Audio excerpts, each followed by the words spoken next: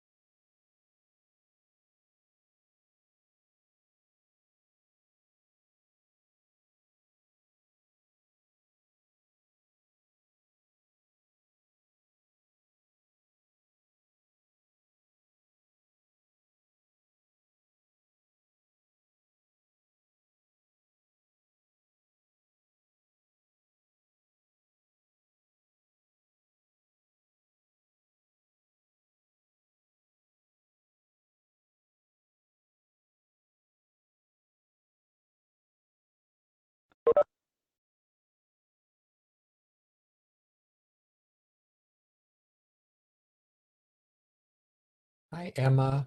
Hello, Kelly. I'm logged in on behalf of Tanya to host the meeting today, and I've started recording, but we're not able to live stream it to Facebook. What we're going to have to do is save the recording and post it later on. Can you all hear me? Yeah, that's fine. We're trying to get our ASL interpreters in as well. So we will just be a couple minutes to try and get that together.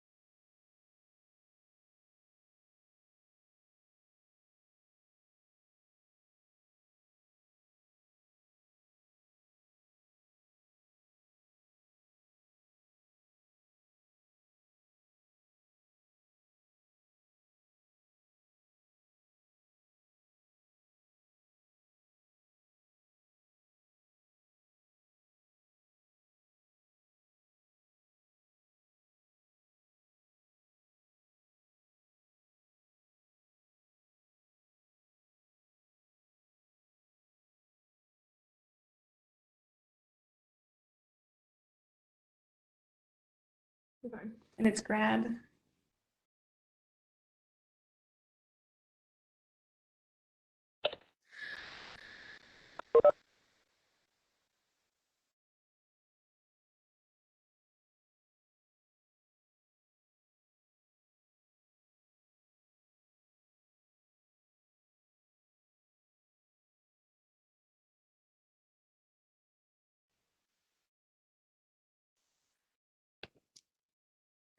Hi, everyone. We are going to need just a couple of minutes. We had some last minute technical and logistic things change on us. So we are just getting some emails sent out to make sure we have our ASL interpreters and everyone else here that needs to be here.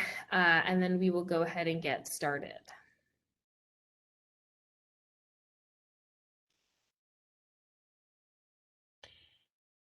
Emma, I can't hear you. Can other people hear you? I was able to hear her. Okay.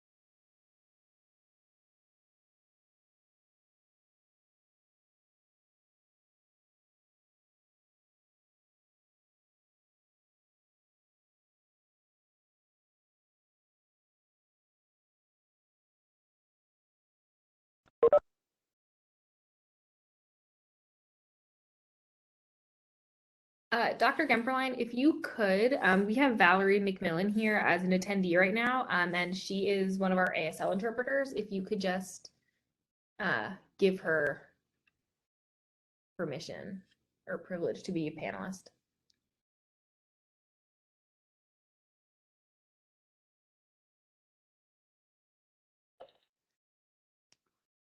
Kelly, I don't know if Dr. Gemperline can hear me. Can you? I can hear you. Also, it's looking like I have the share screen blur like grayed out, so it doesn't look like I can share either.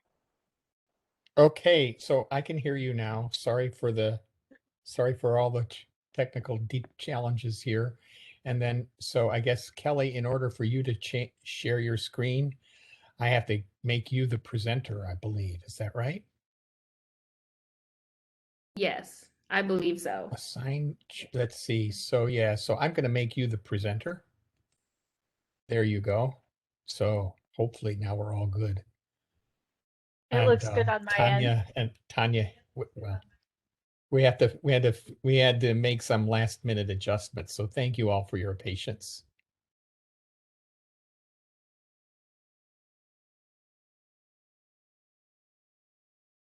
And Dr. Gemperline, if we could get Valerie McMillan, who's an attendee right now, as a panelist. I think we were having some issues getting everything. Okay.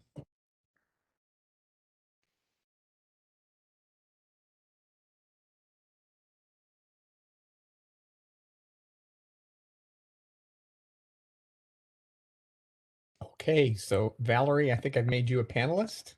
So we should be able, and I've unmuted your mic. So, and if you should be able to turn on your video. Yay.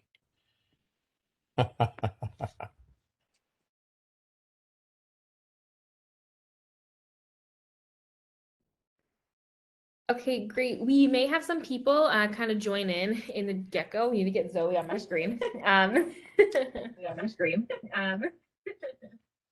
Feedback. So we'll go ahead and just get started with our quick introductions. As always, thank you all for joining us tonight for the second Grad Pirate Talk, and really the first Grad Pirate Talk of the semester. We hosted a panel about a month or so ago, which was great, and we were really excited for Kelly to be here presenting for us tonight. Yeah, we're really excited about this talk. This is something that we're really excited we had somebody that was extremely passionate about to present this. And as always, we'll kind of go through our usual spiel. The first thing is we do have ASL interpreters here, as I'm sure you all heard, as we tried to work out our technical difficulties. Valerie McMillan will be here interpreting for us, and possibly Jet will be joining us soon. So please, if you need interpretation, just pin their boxes to your screen. They'll kind of tag team this event, and we'll get Jet as a panelist as soon as they join. With that, we're going to start off by reading the land acknowledgement statement. This is something that SGA here at ECU had adopted, and it's just important to recognize the land that we live on. So we'll go ahead and do that. We acknowledge the Tuscarora people who are the traditional custodians of the land on which we work and live, and recognize their continuing connection to the land, water, and air that Greenville consumes. We pay respect to 8 recognized tribes. Kohari, Eastern Band of Cherokee, Haliwa Saponi, Lumbee, Meherrin, the Okanichi Band of Saponi, Saponi, and Wakamasuin, all nations and their elders, past, present, and emerging. Before we get into our talk and let Kelly really introduce herself, I want to plug both of us and say that our talk tonight really is about climate science in general, and Zoe and I both have backgrounds. Mine is a very slight background, but we like to bring it up anytime because it's so unrelated to what we do now. But I have a certificate in meteorology, and I studied atmospheric chemistry before joining. These all sound very trivial as soon as you hear what Kelly gets into, because what she does is truly incredible and immediately was over our heads. Yes, but anytime we can pretend we know anything about climate science or meteorology, we like to, that we have other science in our brains. And as we kick it off to Kelly, we do just want to put our usual disclaimer out there of anything that we say. We misspeak all the time. We're not perfect people. So please correct us. Please let us know if we misspeak. The same to our speaker. Again, like, none of us are perfect. And any time that we have a chance to work on ourselves and better our language or things that we say, we would like that opportunity to correct ourselves. But now we will kick it over to Kelly. Thank you all so much for your patience as we work to get started tonight. And Kelly, we'll let you take it away. Awesome. Thank you, Emma and Zoe. That was when I first met with them, they were so excited to share with me how their backgrounds were in meteorology as well. So that kind of encompasses a lot of the talk, is weather and climate impacts everyone, and everyone has a connection to it. So today I'm going to talk with you all about my talk, Climate Justice, discussing climate hazards and impacts. So the general gist of this talk is I'm going to try and introduce you to some climate hazards, some that you may not have heard of, and some of the emergence information that's coming out of the field. So just to give some background, I got my undergraduate degree in meteorology at North Carolina State University, and then I'm currently a final semester geography student at East Carolina University, and currently am an intern at the North Carolina Institute for Climate Studies. So to introduce everyone to climate hazards, it's probably ones that you've heard of before. We have our heat waves, we have our hurricanes, which a lot of us here are familiar with, and then we have our droughts, and lastly, wildfires. Those are 4 of the main ones that you can think of when you think of disastrous climate hazards. And one way that's quantified is through the US billion-dollar disaster web map. So this is this year's to date, and we see everything from the wildfires and the flooding and the hailstorms. But one of the most important things to note is that a lot of these don't happen just on their own. We have a lot that occur with each other. So we have a drought and a heat wave at the same time happening out in the western states. And then we may have severe weather and tornadoes, or we'll have severe storms and cold waves. And some more examples of these compound climate events. One example is the 2014 California droughts, where we had droughts occurring that occurred with extreme heat, and the extreme heat made the drought even worse. There's like a little boat in this picture, and it just shows some of the scale. And then also with the Hurricane Florence flooding, we had different types of floods that occurred at the same time, making it a worse impact. And it's really important now, the IPCC physical science basis, which is kind of the header of climate science and what's happening and what's relevant. They had their first chapter section on compound climate events. So it's something relatively new in the field and something that's extremely important as you think of what's happening in our society and how we can best prepare.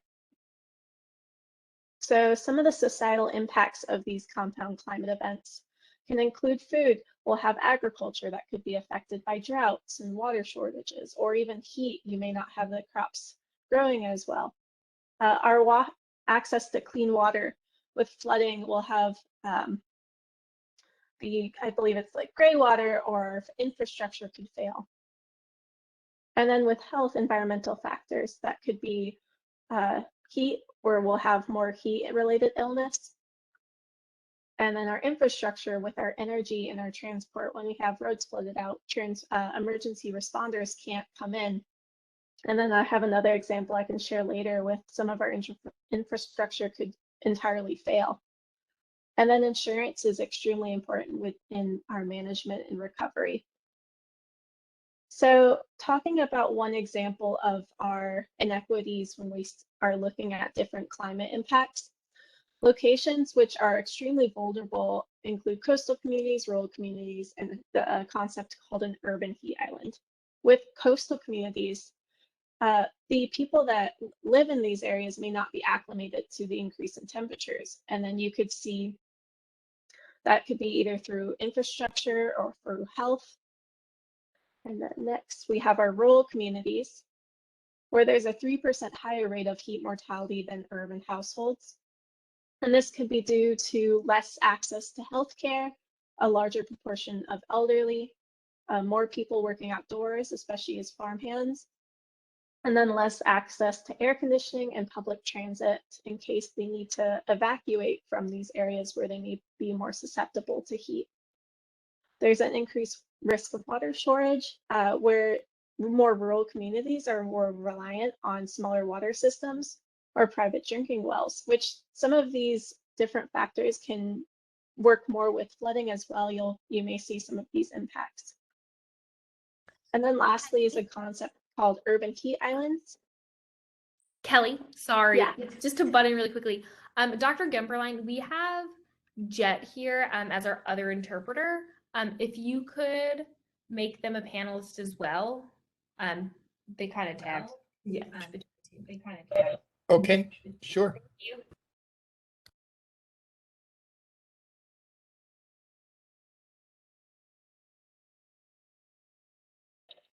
Kelly, you should be good to continue on.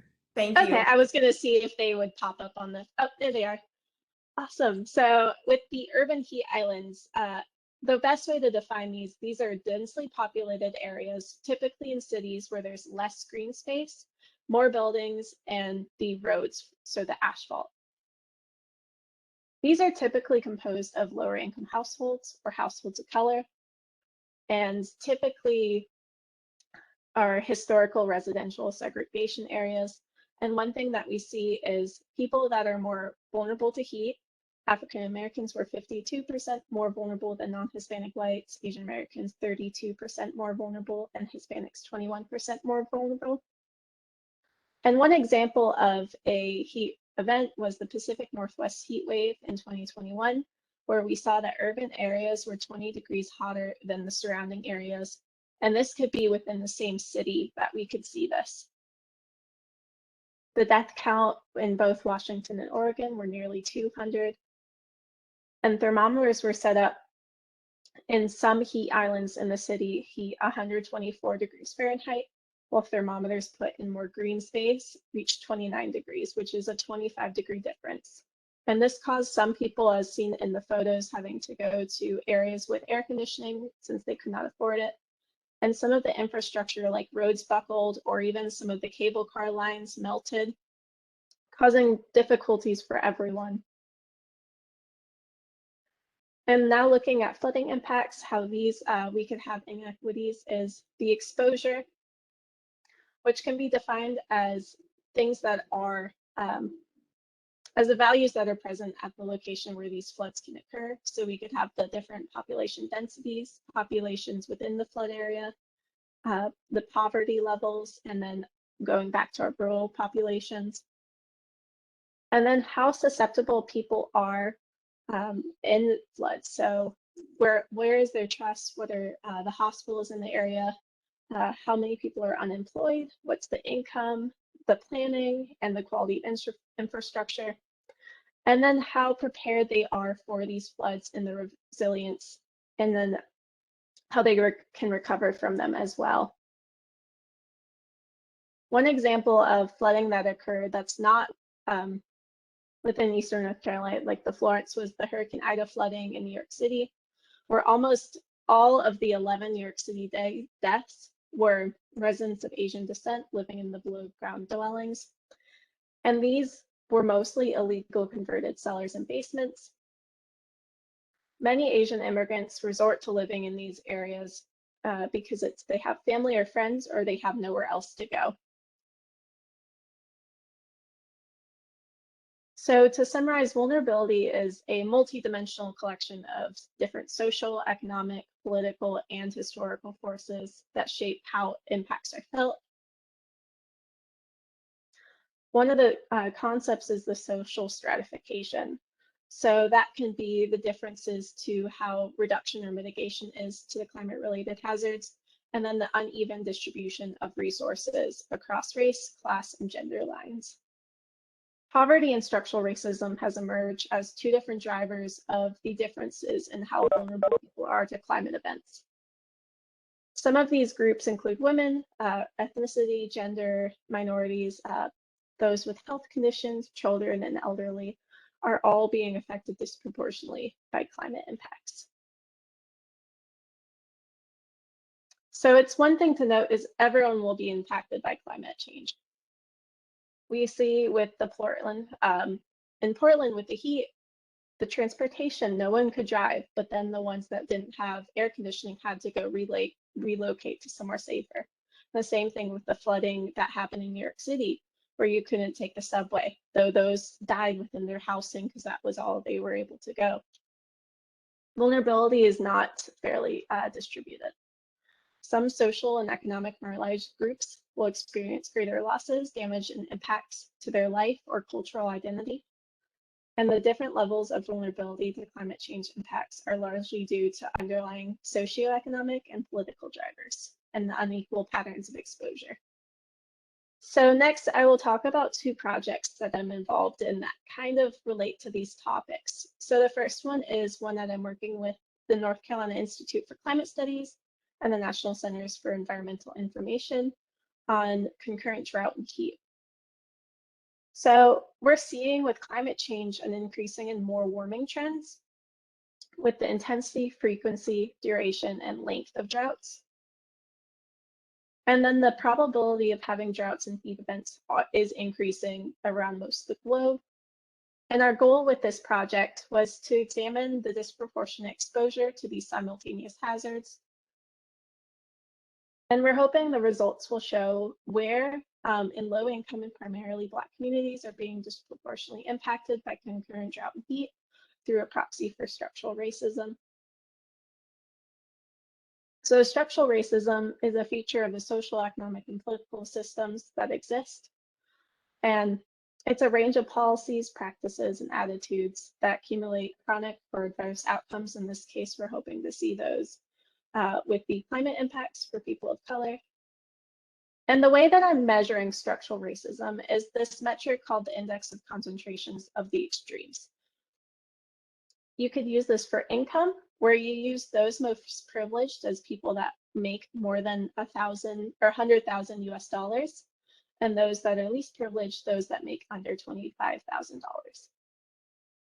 We could also do this for race, where we'll have white non-Hispanic persons and then Black or African American non-Hispanic persons. And there's also a way that you can combine them. So the most privileged group is white alone, non-Hispanic or Latino who make above 100K, and then households that are Black or African American that make below 25K. So this project is still in the analysis phases, but I do have some graphics that show these ICE metrics across North Carolina. So you can see the range of ICE for income. So this is like a ratio. The values go from 1, which is most privileged, so the yellow values, and then down to purple, which is -1, which means 100% of the population in this county would be in the the least privileged groups. I also put this into quantiles, which is the bigger graphic, which shows more of a range. I have this for race, which is the strongest, has the strongest signal within our graphics, where you see more of the privilege or the groups that are 100% white households, and then the areas where it is more African American households. And then this is our graphic for the ICE, race, and income. And we're hoping once we have some of the graphics that are showing where drought is occurring and where high heat events are occurring, and then where those are occurring together, to see if this overlays with our areas of least privilege, and then we could see where we could direct more resources and our attention to for more resilient efforts. And the next project is looking at Eastern North Carolina flooding. And this is my thesis project. We have different types of flooding that are common in Eastern North Carolina. We have our fluvial, which comes from rivers, our pluvial, which is from rainfall, and then our tidal, which is from high tide conditions. And all of these usually occur when we have a hurricane or tropical storm. One thing that's really important is the way that we predict for different types of flooding. We have our 100-year floodplain maps, which will only accommodate the fluvial flooding predictions. And then we could have storm surge inundation, which looks at tidal flooding, though there is not much incorporation of the precipitation into either of these maps. And with Hurricane Florence and Matthew, they covered the area that is within the 100-year floodplain maps. And then Hurricane Florence covered 23% greater, and these were just within a few years of each other. And it's also important to consider the different precipitation as well, because there's been a regime shift within the amount of precipitation that's occurring with these tropical cyclones, especially in the past since the 1990s. We can see in this graphic. And one of the big key points with this project is working with those who are affected or those who are building the resiliency and the recovery within these areas. And the values aren't just in the numbers. When we talked with these stakeholders, they were seeing that rain caused was becoming even more disastrous and more frequent in their communities. Working with those affected, we were able to see, not just from their survey results, but from some of their quotes that they made during some focus groups, that extreme rainfall is important, and it's something that researchers need to consider. And that miscommunication can lead to even greater impacts. So when working with those affected, we need to have a two-way communication. One of the most important things within this research project is we started working with stakeholders from the beginning. They are the key to the communication with our communities. And the trust that they have is especially important when working with marginalized communities who may not trust the scientists because they aren't directly working with them. I don't know when my slide did that. And how to learn more. I was trying to think of ways that more from just this slide that someone could go in and learn more about climate impacts, either throughout the US, throughout the globe, or throughout North Carolina itself. So I default to Twitter. That is how a lot of people communicate now. I have 4 different advocates who have different backgrounds in this field who I'll go through each. So the first is Dr. Marshall Shepard, who is a writer for Forbes. He's also an atmospheric science professor and has a really broad view on how diverse the climate field is. And he has a lot of really simplified articles that people can go into without a climate science background. Another advocate is Dr. Catherine Hayhoe, who's a climate scientist. She also has some books that I've read. The first one is Saving Us, a Climate Science Case for Hope and Healing. So if you want to go further than just following some Twitter profiles. And another really cool aspect is she came and spoke at ECU over the past year. So those are other aspects that you can do to learn more, is attending different talks and reading books. Another advocate who is a psychologist and emergency manager, so seeing things from different approaches. She also has a book and a monthly newsletter. And then lastly, Dr. Kathy Dallow, who is our North Carolina State climatologist. So if you're looking for more information on North Carolina relevant climate information, North Carolina has a lot of great climate centers. National Center for Environmental Information is also based in Asheville with the North Carolina Institute for Climate Studies. So there's a lot of work being done just within our state, outside of the universities. And I wanted to say thank you all for attending today, and I will take questions or if there's any discussion points that anyone is interested in.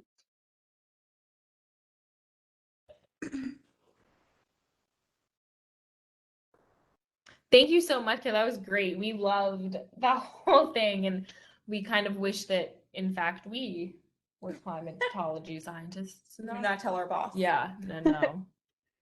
No, but we think the things you are working on are so cool. And we want to say to all of our attendees, if you have any questions or comments or anything, please send them in and we'll make sure to moderate them to Kelly.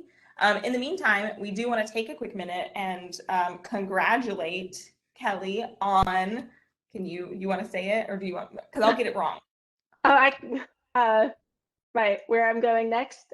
Yeah. Yeah, so I've accepted a PhD position out in Germany at the Max Planck. I'll be working on these compound events further. So it's just something that's even more important now is how much I was awakened to it. I believe my advisor, Dr. Curtis, is in attendance today. I was not aware of the compounding events till coming to ECU, and it's such an important field, and I'm glad I could be a part of how everything's shifted